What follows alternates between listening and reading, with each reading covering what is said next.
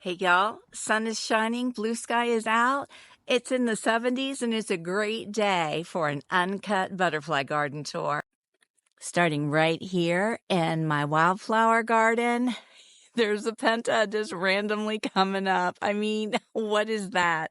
We're just going to let it be. White beard tongue is looking good. Some of the asters have bloomed, but they're still green and not going dormant. Rebecca mollis, you can see something has been snacking on that plant. I'm very pleased to see how well the white indigo is doing. When I first put this in, I was not sure how happy it was going to be, but look at how green it is. So I'm glad to see this one's not going dormant either. My Florida paintbrush has some kind of leaf fungus on it, probably because of all the rain we've been having, which I can clean that off. But up top, it's looking beautiful. Elephant's foot, still green at the base. All the flowers have bloomed and now it's starting to go to seed. And over here, my goldenrod is gorgeous. And look, it's putting up a new shoot with buds on it. It's going to keep blooming. And this right here, I just planted. I grew this from seed. It's some type of aster because where I got this from was in my garden. And that was before I put the wildflower garden in. And I hadn't labeled it as anything other than an aster. So we'll have to figure out who this is, but I'm thrilled that it's blooming and it's beautiful and I grew it from seed. That's the most spectacular part. So things are looking good in the wildflower garden. Some things have gone dormant. This is my starry rosinweed. I love it. I love it. I love it. And it's all done blooming, it seems, and it's going to seed. I don't know if it will push up more blooms. That's the kind of thing about this wildflower garden this year, is it's a learning curve. And I'm really just learning what everything does. Does it go dormant? How does it grow? How does it like the sunlight, the filtered light? And then, do I want to get more to add to my garden, or is one enough? Venturing on down the trail, here's my first wetland garden I put in. There's a Spanish sneezeweed. I had a deer tongue there. I don't know if it went dormant or if it died. We'll find out in the spring. And my snow square stem is looking real good. It's still putting out some blooms. And this whole little area right here, I scattered zinnia seeds and we just had that great rain. So hopefully we'll get some seedlings. I've got an aquatic milkweed right here. And all these little flat, leafed, they're just kind of like, our coyote thistle. And they haven't sent any shoots up with the flowers on them, and they've been here a year now, so I'm not sure what they're doing, but we're gonna just let them do their thing and wait and see.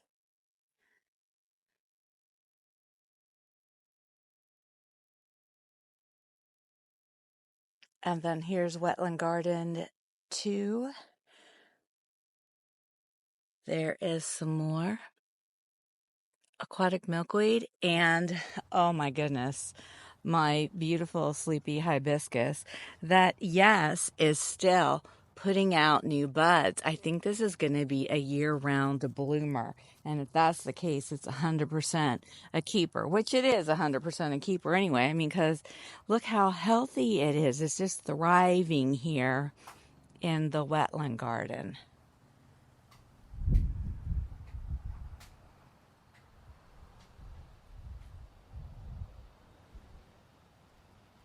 It's still putting out seed pods too.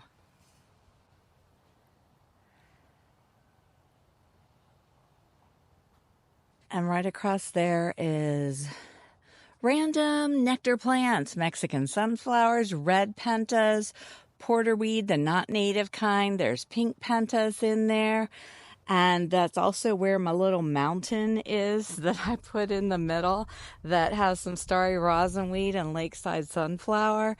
And that's all doing really well too. Look at that sun shining. Oh my gosh, I just couldn't be more delighted with this day and that it came on a weekend so I could enjoy it.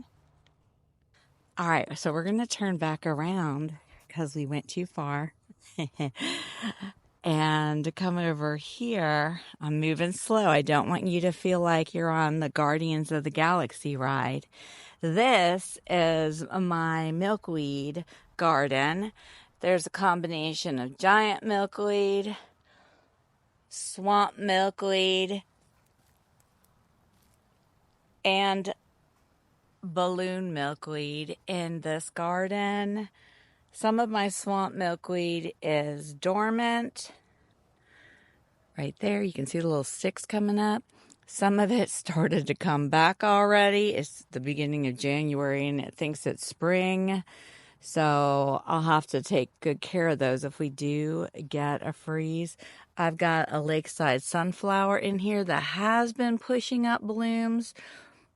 It seems very happy here, so I might put some more in here. I do have some, I think, that I started from seed. And then, of course, the giant milkweed that I grow to feed monarch caterpillars. I love it. Right, let's swing on over here to a very important section of the garden. The red trash can. Right here is back to that penta garden and nectar garden.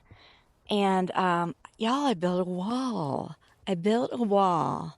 Had somebody say, hey, we're taking out our fire pit. Do you want the bricks from it? And yes, of course, I take free gardening stuff. I will raise my hand. I will take free gardening stuff. So I built this little semicircle wall here, and I put the little bird bath up on it. And there's some potted things in here that are random and don't look so great right now, but I have hope for them. These are Rudbeckia hirta, and they're beautiful, and I can't wait till these ones start flowering. I'll show you my ones that are flowering in just a minute. And then there's a couple of pieces of border grass right here, and then the rest of the stones are around here where I used to have some tree trunk chunks, these right here. I had those laid around here. And so now I have this little wall that I really like because it's just about the height of my pots. So it kind of blocks the pots and it just adds a little more visual interest. It's also a great place to set things down, like my garden clippers or something like that. So I'm really loving the little wall. And then here's the little walkway between the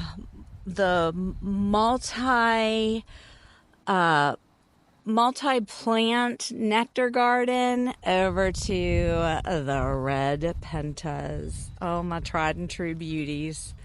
I love them. This whole bed is full of them. Butterflies love them. If you've noticed, you have not seen any butterflies. Neither have I for days. This is, I think, the longest my garden has ever gone without seeing butterflies. And I know it's just because of the wacky weather that we have been having. I'm going to turn you around over here slowly.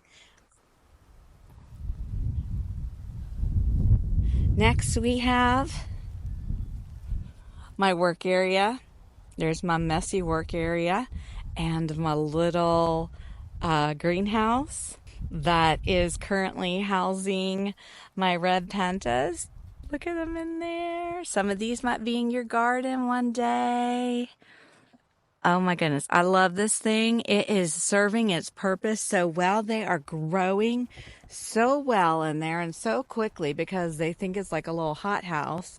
So they're all in there thinking it's spring. Oh, and really it's January.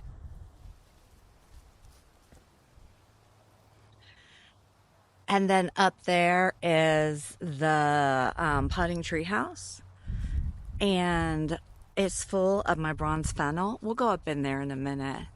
But that bronze fennel is doing so well. It's doing so well, and I'm so thrilled because I'm going to be needing it. And then here we look out to the garden, and we see back in that area are a lot of my privet sennas. And then there's our seating area, of course. I don't need to say that. And there's the butterfly haven that is slowly getting overgrown with Maypop passion vine, which is exactly what I want to happen there. So I'm super thrilled about that. Look at it growing up over the top. And we're just going to keep that going. And it's just going to be covered in caterpillars and butterflies. That is the host to the Gulf fritillaries and the zebra longwings. And then here's my little chairside monarch butterfly garden with pink and red pentas and 2 pots of aquatic milkweed. Look at how swampy it is in there from the rain. These pots are doing exactly what I wanted them to do. It's real wet and you can see that they are loving it. There's also some dormant swamp milkweed in here, and there's one scrappy little balloon milkweed that is just trying its hardest to hold on. So I'm just going to let it do its thing because these don't typically live. I mean, they're annuals here for me. They maybe live 8 months or so and then they die out, which is why I'm always growing more and have a lot more I'm growing right now because I want a whole. Oh, well, you'll see. You'll just have to keep watching. You'll see. I have plans, y'all. I have plans. And then back here around this little walkway is a Bahama senna and wild lime. And in the corner, another giant milkweed coming up.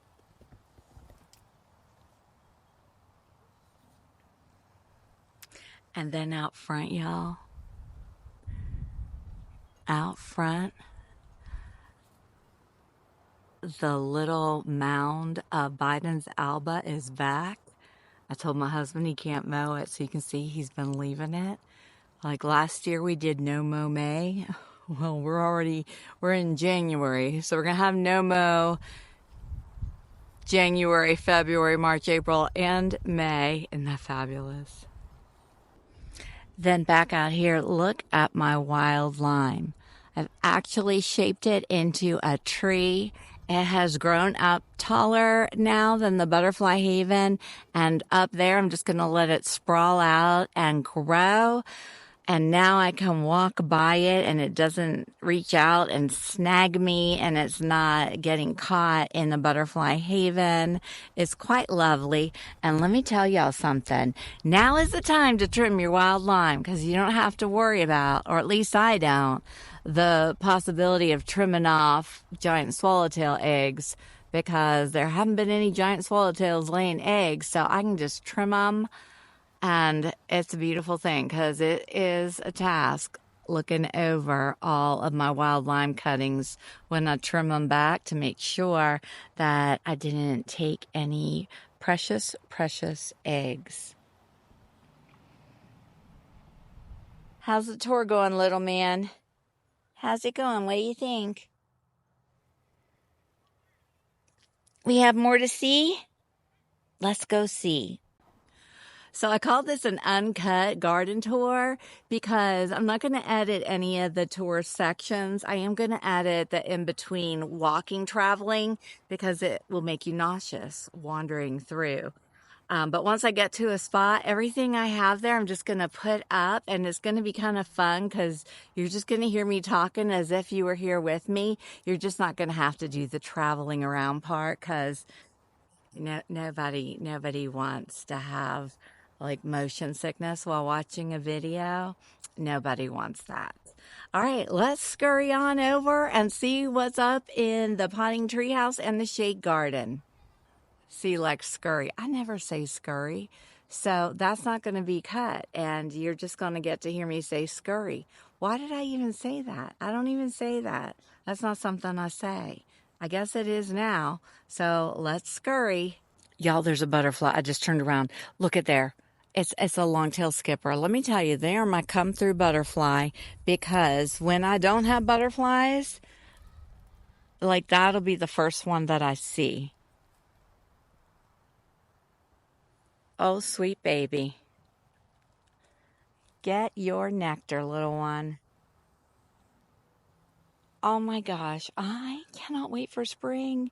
You guys, I don't know how you do it. I do not know how you do it going so long without butterflies. Like I'm literally, it's probably been, what, 2-3 weeks?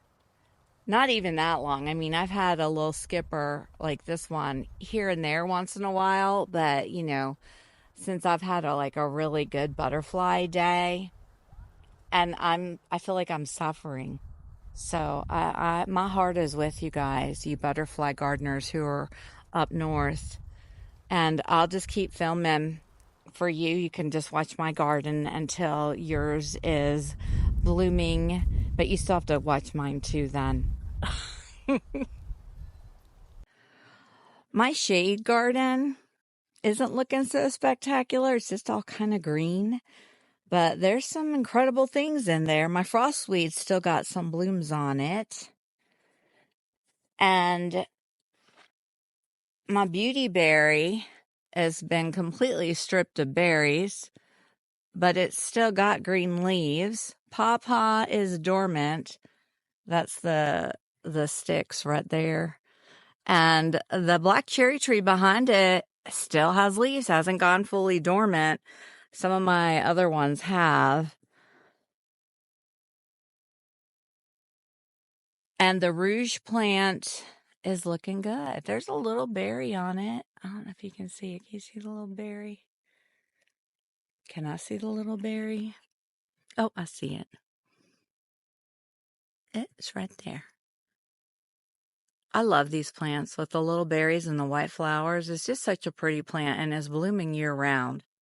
If you don't have a rouge plant, I highly, highly recommend them. They do great in shade. And then, you know, you've got nectar and berries. It's a must add to your garden. I know they have them at the nectary. Do they have them right now? I don't know. I haven't been there, but they probably do. But you could call and check first. Potting treehouse, here we come.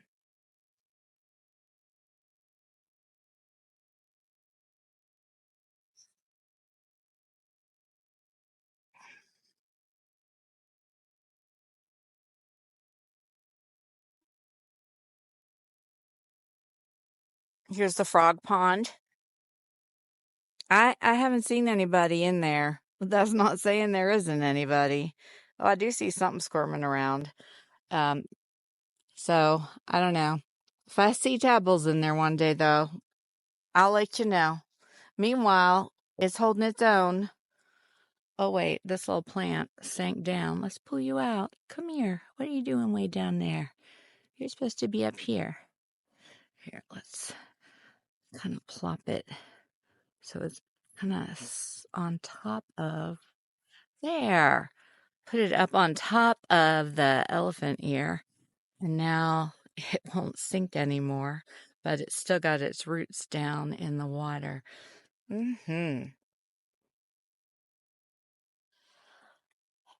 And look at here. Oh my goodness. Oh my goodness, my bronze fennel, some regular fennel is so green. There's some parsley in here. All of this I grew. A few of these are ones that were from Joyful Butterfly, but most of these I grew from seed. And look at all I have. But y'all know those eastern black swallowtails. As soon as I have some caterpillars, this is all going to be gone. Like, it's all going to be gone. Look, there's some seeds. Let me sprinkle them. There you go. And then over here, these are my younger plants. All of these I grew from seed. I'm so excited for this season. I want caterpillars now, you guys. I want them now.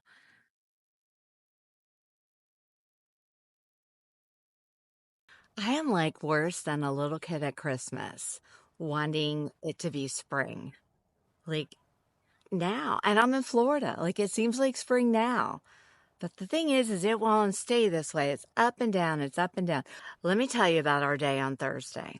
Thursday morning, I got up. It's 63 degrees. I leave for work, and something tells me, oh, this is the high for the day. You better get your coat. And so I went back in and got my big coat. And I did the right thing because that was the high. But here's what's weird. The temperature dropped. So we got down to 52, and that was about 1 or 2 o'clock.